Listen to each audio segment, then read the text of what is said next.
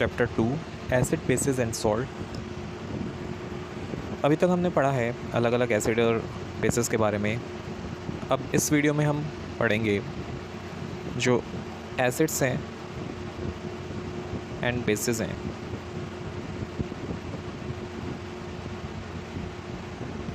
कितने स्ट्रॉन्ग और वीक हैं, किस बेस पे पता पड़ेगा हमको कि जो हमने पढ़ा था कि एसिड्स जो होते हैं जब उनको वाटर में मिलाया जाता है, एसिड्स को जब वाटर में मिलाते हैं तो H+ आयंस देते हैं और ये H+ आयंस H2O के साथ मिलकर हाइड्रोनियम आयंस बनाते हैं।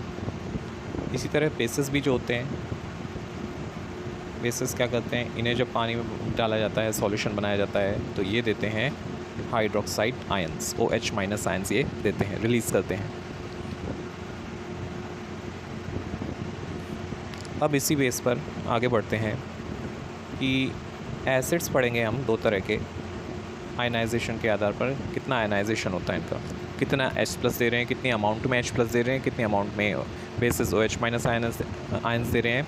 इसके आधार पर हम पढ़ेंगे दो तरह के एसिड्स एंड बेसिस, जिसमें कि एक तो होंगे स्ट्रॉन्ग और एक वीक। यानी हम पढ़ेंगे स्ट्रॉन्ग एसिड्स, वीक एसिड्स, उसके बाद strong bases and weak bases. Strong acid, A strong acid is one that completely ionizes when dissolved in water। यानी कि स्ट्रॉन्ग एसिड वो होते हैं जो पानी में घोलने पर पूरी तरह से आयनाइज हो जाते हैं। As a result they give large amount of H+ ion in the solution. यानी कि बहुत सारी मात्रा में H+ आयंस वो देते हैं, यानी H+ आयंस सॉल्यूशन के अंदर बहुत सारी मात्रा में वो रिलीज़ करते हैं, आयनाइजेशन हो जाता है। इसके एग्जांपल्स हैं हाइड्रोक्लोरिक एसिड, सल्फ्यूरिक एसिड। ये स्ट्रॉन्ग एसिड्स हैं और ये आपको याद रखने हैं अच्छी तरह से। नाइट्रिक एसिड, परक्लोरिक एसिड, ये सभी एसिड हैं जो स्ट्रॉन्ग हैं, स्ट्रॉन्ग एसिड्स। यानी इनको पानी में डालने पर ये पूरी तरह से आयनाइज हो जाते हैं। एक एग्जांपल देख लेते हैं, जैसे HCl है। HCl इसे वाटर में जब हम मिलाते हैं तो हमें मिलता है H+ और Cl-। यही होता है, आयनाइजेशन हो जाता है पानी में मिलाने पर। यानी कि ये हो गया हाइड्रोनियम आयन, H+ आयन, जो कि बाद में हाइड्रोनियम आयन बना देता है इस तरह से H3O+ H2 मॉलिक्यूल के साथ जुड़कर। और ये है Cl- आयन, यानी आयनाइजेशन हो गया ये HCl का।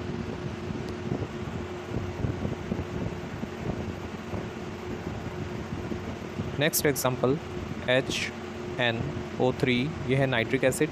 इसे भी जब वाटर में हम डिज़ोल्व करते हैं तो H+ देता है और साथ में नाइट्रेट आयन। नेक्स्ट H2SO4, इसको भी वाटर में डिज़ोल्व किया तो हमें मिला, बैलेंस करने के लिए 2H+ लगा दिया मैंने, और SO यानी सल्फेट आयन, SO4 2-, यानी सल्फेट आयन हमको मिला है। यहाँ बैलेंस करने के लिए मैंने यहाँ H के आगे 2 लगा दिया है।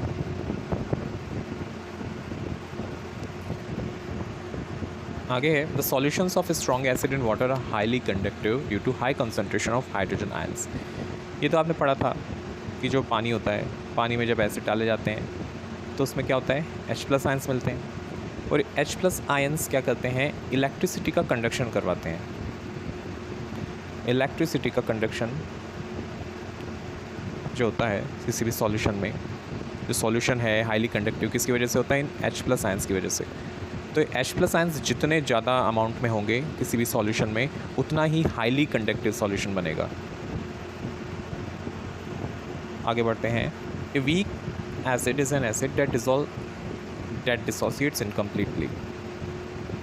A weak acid is an acid that dissociates incompletely यानी वीक एसिड वो है जो पूरी तरह से डिसोसिएट नहीं होता, यानी H प्लस आयंस पूरी तरह से नहीं देता है, ये अपने सारे हाइड्रोजन आयंस जो हाइड्रोजन्स होते हैं उसे रिलीज़ नहीं करता है। एज ए रिज़ल्ट जो H प्लस आयंस की मात्रा जो होती है सॉल्यूशन में बहुत कम रह जाती है। मोस्टली एसिड्स जो होते हैं वीक एसिड्स ही होते हैं। एग्जांपल्स देख लेते हैं। एसिटिक एसिड CH3COOH, ये है acetic acid. Carbonic acid H2CO3, carbonic acid. Hydrocyanic acid HCN, तो ये हैं वीक एसिड्स। उसके बाद कुछ एग्जांपल्स देखते हैं। जैसे एक एसिड है फॉस्फोरिक एसिड H3PO4, ये वीक एसिड है H3PO4 फॉस्फोरिक एसिड। इसको जब आपने वाटर में डाला तो क्या देगा, H प्लस आयंस देगा, साथ में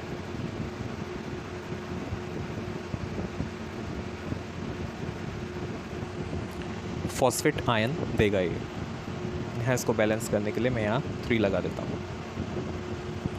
इसी तरह से कार्बोनिक एसिड H2CO3, इसे भी वाटर में डाला, मिलाया, ये देगा H प्लस आयंस, साथ ही कार्बोनेट आयन। इसके साथ साथ CH3COOH, इसे भी वाटर में डाला तो बनेगा CH3COO, और ये अपना हाइड्रोजन छोड़ देगा H प्लस।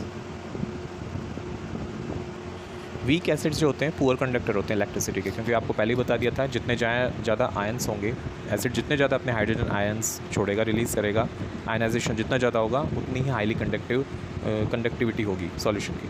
तो वीक एसिड पुअर कंडक्टर होते हैं इलेक्ट्रिसिटी के, क्योंकि they have low concentration of H3O plus ions in the solution, यानी कि इनका जो H3O प्लस आयंस जो देते हैं सॉल्यूशन में, हाइड्रोनियम आयंस जो देते हैं, ये बहुत कम होते हैं, लो कंसंट्रेशन होता है इनका, इसलिए ये पुअर कंडक्टर होते हैं इलेक्ट्रिसिटी के। एक छोटा सा टॉपिक और देख लेते हैं बीच में, basicity of acids. The number of ionisable hydrogen atoms present in one molecule of the acid is called its basicity, यानी कि किसी भी एसिड के एक मॉलिक्यूल में जितने आयनाइजेबल हाइड्रोजन एटम्स होते हैं वो उसकी बेसिसिटी कहलाती है। जैसे कि HCl, HNO3, HCOOH, ये सब मोनोबेसिक हैं। HCl, HNO3, HCOOH, ये सभी मोनोबेसिक हैं, इनकी बेसिसिटी 1 है। उसके बाद H2SO4 एंड H2CO3, ये डाइबेसिक हैं, इनकी बेसिसिटी 2 है। जबकि H3PO4 ट्राइबेसिक है, इसकी बेसिसिटी 3 है। What are strong bases and weak bases?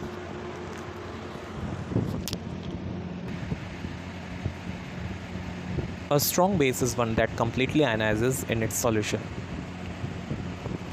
They are called as alkalis, यानी कि strong base वह है जो कि पूरी तरह से अपने solution में आयनाइज हो जाता है, उसे हम alkalis भी कह सकते हैं। As a result, they give large amount of OH minus ions in their solutions, यानी कि ये बहुत सारी मात्रा में OH minus ions अपने solutions में देते हैं। एग्जाम्पल इनके हैं sodium hydroxide NaOH and KOH यानी पोटेशियम हाइड्रोक्साइड, यानी कि ये दोनों क्या हैं, स्ट्रॉन्ग बेसिस हैं। देखिए एग्जांपल्स हैं, जैसे NaOH,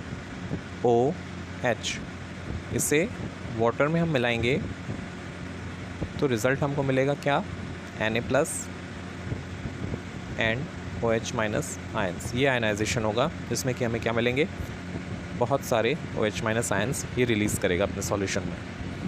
इसी तरह से KOH यानी पोटेशियम हाइड्रोक्साइड, KOH, इसे हम वाटर में मिक्स करेंगे तो K प्लस और OH माइनस आयन हमें मिलेंगे। The solutions of strong bases in water are highly conductive, ये भी हाईली कंडक्टिव होते हैं क्योंकि इनमें OH माइनस आयंस बहुत ज़्यादा मात्रा में होते हैं। अब बात करते हैं वीक बेसिस की, जो कि पूरी तरह से आयनाइज नहीं होते हैं अपने सॉल्यूशन में, वो वीक बेसिस होते हैं, यानी जो OH माइनस आयंस रिलीज़ करते हैं बहुत कम होते हैं, स्मॉल अमाउंट में होते हैं। Examples ammonium hydroxide NH4OH, calcium hydroxide CaOH whole twice MgOH whole 2 या MgOH whole twice, magnesium hydroxide, calcium hydroxide, ammonium hydroxide, ये वीक बेसिस हैं। अब इनका आयनाइजेशन कैसे होगा वो देख लेते हैं। NH4OH को जब वाटर में डालते हैं, वाटर में डाला तो आयनाइजेशन कैसे होगा, अमोनियम आयन अलग हुआ और OH माइनस अलग हो गया। इसी तरह से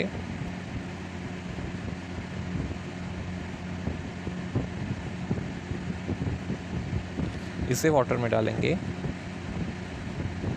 कैल्शियम आयन और हाइड्रोक्साइड आयंस मिल जाते हैं। Weak bases electricity very poorly conduct करते हैं, वेरी पुअरली कंडक्ट करते हैं। पता पड़ गया होगा क्योंकि ये बहुत कम मात्रा में OH माइनस आयंस देते हैं। तो आज के लिए इस वीडियो में इतना, मिलेंगे नेक्स्ट वीडियो में। वीडियो को लाइक करें, कमेंट करें, शेयर करें और चैनल पे नए हैं तो सब्सक्राइब करें।